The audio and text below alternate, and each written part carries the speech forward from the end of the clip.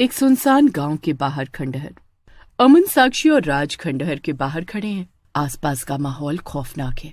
चांद की हल्की रोशनी खंडहर पर पड़ रही है और हवा में सन्नाटा छाया हुआ है। चलो दोस्तों, आज हम इस खंडहर की सच्चाई जानेंगे। मैंने सुना है कि यहाँ कोई भूत है। लेकिन अमन, मैंने सुना है कि यहाँ रात को अजीब आवाजें आती हैं। मुझे लगता है हमें नहीं जाना चाहिए। अरे ये सिर्फ कहानियां हैं। चलो अंदर चलते हैं। तुम मेरी बात मानो, कुछ नहीं होगा।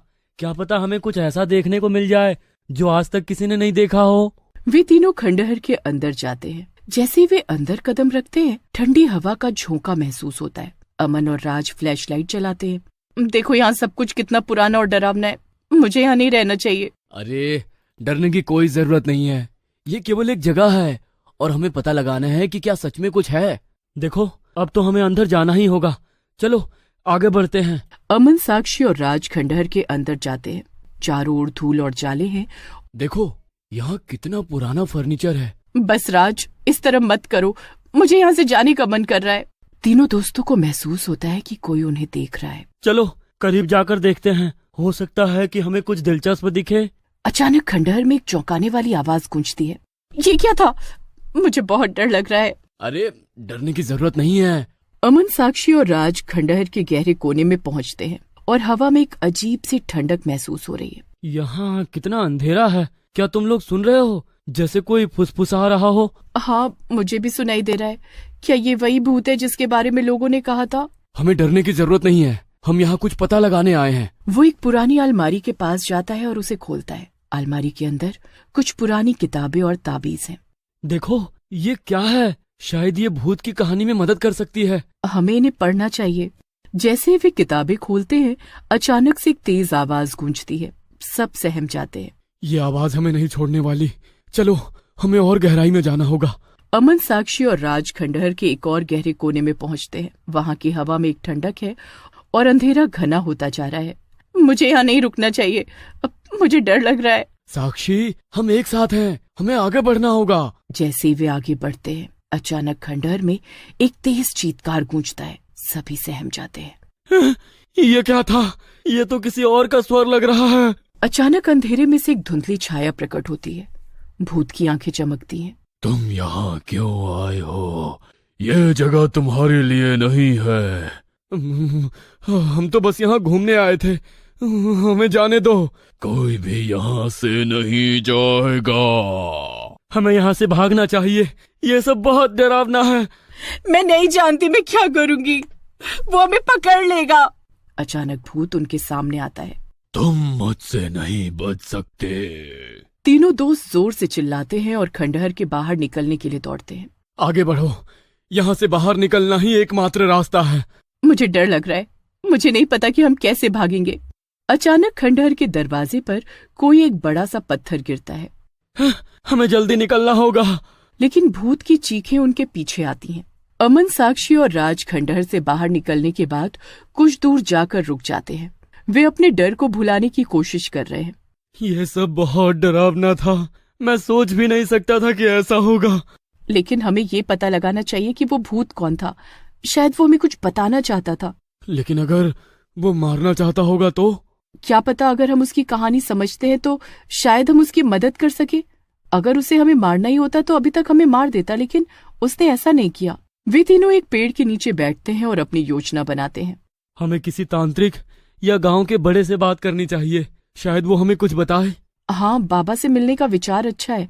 उन्होंने इस खंडहर के बारे में सुना होगा। तीनों दोस्त खड़े होते हैं और गांव की ओर चलना शुरू करते हैं। उनका इरादा है कि वे भूत की कहानी जानने के लिए हर संभव कोशिश करेंगे।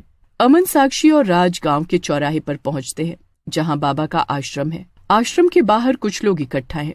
क्या तुम लोग बाबा के पास जा रहे हो? हाँ, हमें भूत के बारे में कुछ बताना है। तीनों दोस्त भी बाबा के पास अंदर जाकर वे बाबा को देखते हैं, जो ध्यान में मग्न हैं। बाबा, हमें आपसे कुछ जरूरी बात करनी है। हाँ बच्चों, मैं जानता हूँ कि तुम खंडहर में गए थे। वहाँ एक भूत है जिसका एक अतीत है जिसे मुक्ति चाहिए। बाबा की बात सुनकर तीनों दोस्त एक दूसरे को देखते हैं और उनके चेहरे पर चिंता का भाव होता है।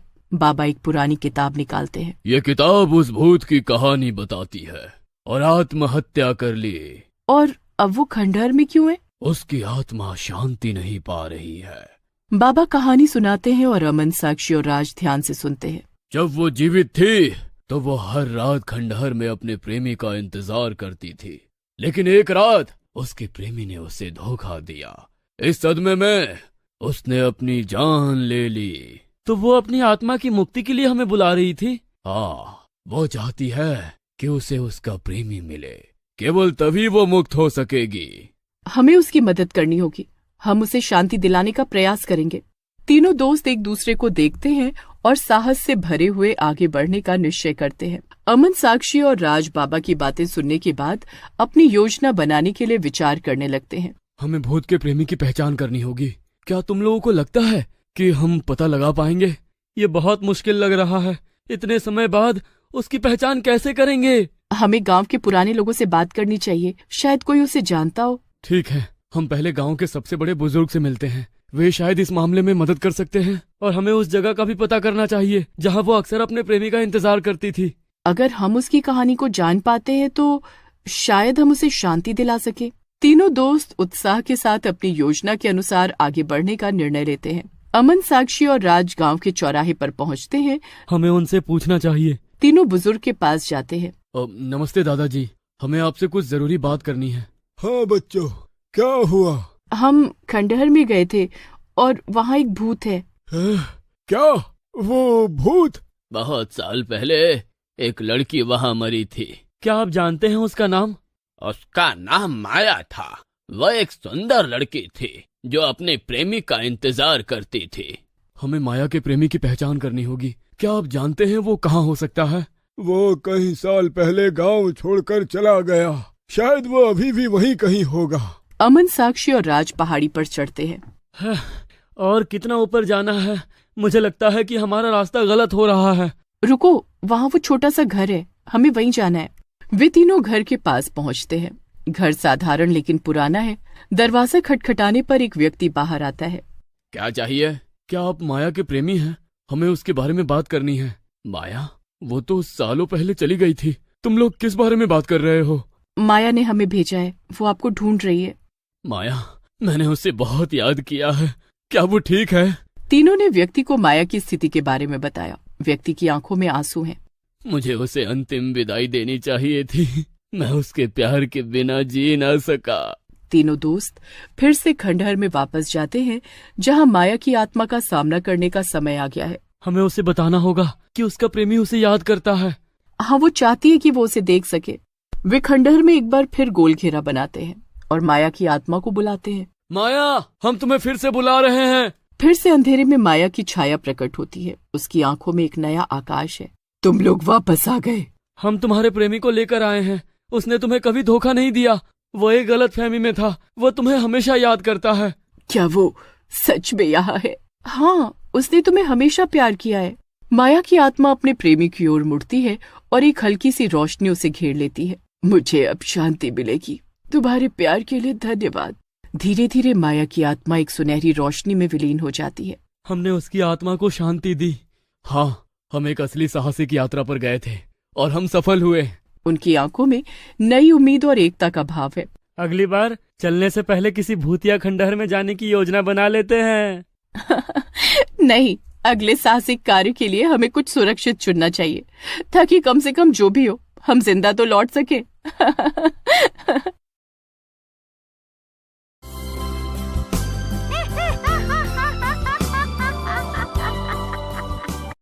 दिसंबर की 31 तारीख थी। अक्षय ने उत्तराखंड की ऊंची पहाड़ियों के बीच एक पुराना पाइन विला बुक किया था। शहर के शोर से दूर ये चारों तरफ से चीड़ के घने जंगलों से घिरा हुआ था। हेलो दोस्तों, हम पहुंच चुके हैं देवभूमि के सबसे एकांत इलाके में। आज रात 2026 का स्वागत हम इसी हॉन्टेड लुकिंग विला में करेंगे।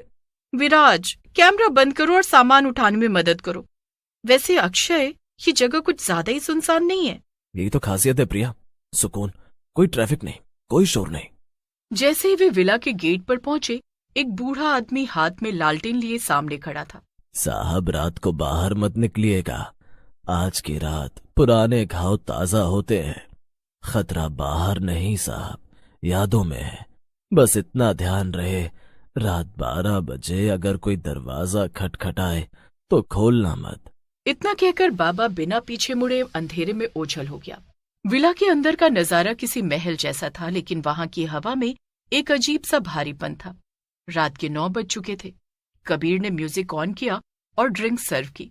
चलो यार, बाबा की बातों को भूल जाओ, ये बुढ़ापे का वहम है। Cheers to 2026। सब हंसने लगे और नाचने लगे, लेकिन काव्या का मन नहीं लग रहा था। वो बार बार सीढ़ियों की तरफ देख रही थी। उसे लग रहा था कि ऊपर के गलियारे में कोई साया खड़ा है। अक्षय, क्या तुम्हें ऊपर से किसी के चलने की आवाज आ रही है? ऐसा लग रहा है जैसे कोई भारी जूते पहनकर टहल रहा है। रात के 11:30 बजे अचानक विला की बिजली चली गई। पूरा घर घने अंधेरे में डूब गया।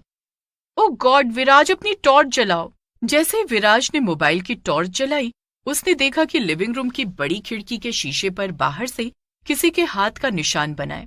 अक्षय ने हिम्मत जुटाकर खिड़की की तरफ देखा। अचानक विला के मुख्य दरवाजे पर जोर से दस्तक हुई। ठक ठक ठक। सबकी सांसें थम गई। बाबा की बात सबको याद आ गई। 12 बजे दरवाजा मत खोलना। बचाओ, मुझे अंदर आने दो, वो लोग मुझे मार देंगे। नहीं, बाबा ने मना किया था, ये कोई चाल हो सकती है। अक्षय ने दरवाजे के छेद से बाहर देखा। बाहर एक औरत खड़ी थी जिसके कपड़े फटे हुए थे और उसका चेहरा बालों से ढका था। वो कांप रही थी। अक्षय ने जैसे ही कुंडी खोली, हवा का एक बर्फीला झोंका अंदर आया और लाइटें अचानक जल गईं। लेकिन दरवाजे पर कोई नहीं था। तभी ऊपर की मंजिल से एक जोर की चीख सुनाई दी। वो सब भागकर ऊपर पहुंचे। ऊपर के कमरे में रखी एक पुरानी अलमारी अपने आप खुल रही थी और बंद हो रही थी। कमरे की दीवारों से खून रिसने लगा था।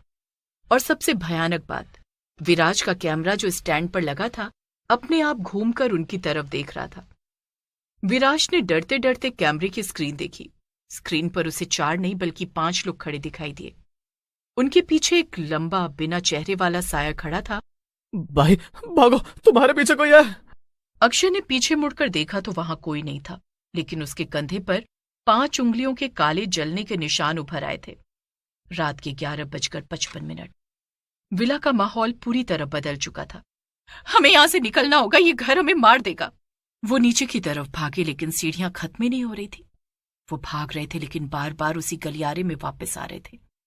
तभी विला के केयरटेकर बाबा का सिर कटा हुआ शरीर हॉल के बीचों बीच पड़ा मिला। उसके सीने पर लिखा था, नया साल मुबारक। ये क्या हो रहा है? ये कोई इंसान नहीं कर सकता। अचानक विला के कोने से वही औरत निकली जिसे अक्षय ने दरवाजे पर देखा था। उसने अपने बाल हटाए। उसका चेहरा जला हुआ था और आंखें बाहर निकली हुई थीं। पिछली बार भी इसी रात को उन्होंने मुझे जलाया था, आज तुम जलोगे। घड़ी में 12 बज गए। पूरे विला में एक धमाका हुआ। आग की लपटें अपने आप दीवारों से निकलने लगी। अक्षय को समझ आ गया कि यह कोई सामान्य साया नहीं बल्कि एक श्रापित आत्मा है जो हर साल इसी समय अपना शिकार ढूंढती है। विराज, उस पुराने लालटेन को जलाओ जो बाबा के पास था, उसमें शायद कुछ खास है। विराज ने बाबा के पास गिरा हुआ लालटेन उठाया और उसे जलाया। जैसे ही लालटेन की रोशनी उस औरत पर पड़ी, वो राख की तरह बिखरने लगी। उसकी चीखें पूरे पहाड़ में गूंज उठी। वो चारों बिना रुके विला से बाहर निकले और अपनी कार की तरफ। सुबह के 6 बजे सूरज की पहली किरण ने पहाड़ियों को छुआ। अक्षय और बाकी सब सुरक्षित रूप से पास के पुलिस स्टेशन पहुंचे। जब पुलिस वहां पहुंची तो वहां कोई पाइन विला नहीं था। वहां सिर्फ जला हुआ ढांचा और खंडहर थे जो 50 साल पुराने लग रहे थे। साहब, आप किस विला की बात कर रहे हैं? यहाँ तो 1975 में ही एक भयानक आग लगी थी जिसमें पूरा परिवार और उनका केयरटेकर जिंदा जल गए थे। वो चारों खामोश थे। वो बच तो गए थे, लेकिन उस रात का खौफ उनके जहन में हमेशा के लिए दर्ज हो गया था। नया साल शुरू हो चुका था, लेकिन उनके लिए दुनिया पहले जैसी नहीं थी। शहर के शोर शराबे और अपने आधुनिक फ्लैट में पहुंचने के बाद भी काव्या को ठंड महसूस हो रही थी। वो बार बार हीटर चालू करती, लेकिन कमरे का तापमान गिरता ही जा रहा था। अक्षय, क्या तुम्हें महसूस हो रहा है? फ्लैट में वही खुशबू आ रही है, वही सड़ी हुई लाश जैसी गंध जो उस विला में थी। काव्या, तुम्हारा सिर्फ डर है। हम वहां से कोसों दूर है। पुलिस ने कहा ना कि वहां कोई विला था ही नहीं। तभी विराज का फोन आया। उसकी आवाज में दहशत थी। भाई, मेरा कैमरा, जो वीडियो मैंने रिकॉर्ड किया था, उसमें कुछ बहुत अजीब है। पुलिस को दिखाने के बाद मैंने उसे डिलीट कर दिया था, लेकिन वो बार बार अपने आप वापस आ रहा है और अब वो वीडियो बदल गया है। अक्षय और काव्या तुरंत विराज के घर पहुंचे। प्रिया भी वहीं थी। उसका चेहरा सफेद पड़ा था। विराज ने लैपटॉप स्क्रीन उनकी तरफ घुमाई। वीडियो में वो चारों कार में बैठे जहां कोई नहीं होना चाहिए था। वही जली हुई औरत बैठी थी। अचानक अक्षय के सिर में तेज दर्द हुआ। उसके माथे पर वही जलने के निशान उभर आए जो उसके कंधे पर थे। ये कोई भूतिया घटना से बढ़कर है। ये एक अटैचमेंट है। वो विला सिर्फ एक जगह नहीं थी, वो एक पोर्टल था। हमने अनजाने में उस चेन को लाकर उसे निमंत्रण दे दिया है। अक्षय ने वो सोने की चेन टेबल पर रखी। चेन अपने आप हिलने लगी और फर्श पर गिरने वाले पानी की बूंदों से एक नाम लिखने लगी, रूपा। रूपा?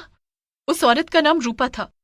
अक्षय, हमें उस जगह के इतिहास के बारे में गहराई से जानना होगा। उन्होंने इंटरनेट और पुरानी लाइब्रेरी के रिकॉर्ड्स खंगाले।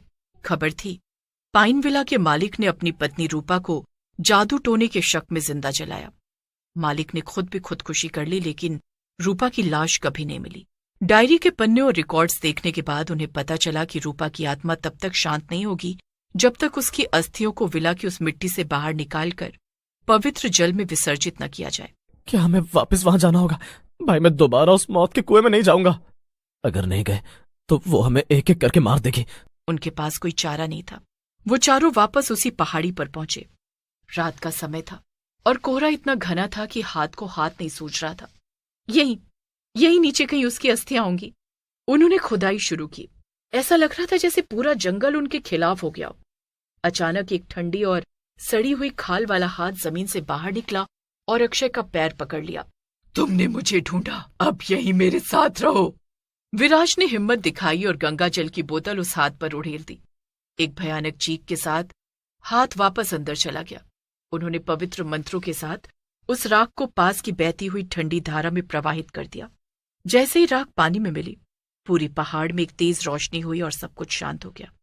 अक्षय के हाथ का कालापन गायब हो गया। हवा में अब कोई बदबू नहीं थी, बल्कि ताजी मिट्टी की खुशबू थी। सूरज उग रहा था। वो चारों कार में वापस लौट रहे थे। इस बार जब उन्होंने पीछे मुड़कर देखा तो वहां कोई खंडहर नहीं था, सिर्फ एक खाली मैदान था। विराज ने अपना कैमरा निकाला और बोला। उसने पिछली रात का वीडियो चेक किया। वीडियो फाइल अब पूरी तरह से करप्ट हो चुकी थी, लेकिन जैसे ही उसने कैमरा बंद किया, उसे स्क्रीन के रिफ्लेक्शन में पीछे की सीट पर एक छोटा सा काला धुआं दिखा जो धीरे धीरे गायब हो गया। वो बच तो गए थे, लेकिन पहाड़ियों के उस भयानक न्यू ईयर की यादें अब उनके जीवन का हिस्सा बन चुकी थी। वो अब कभी किसी पुरानी और सुनसान जगह पर रुकने की हिम्मत नहीं कर सके।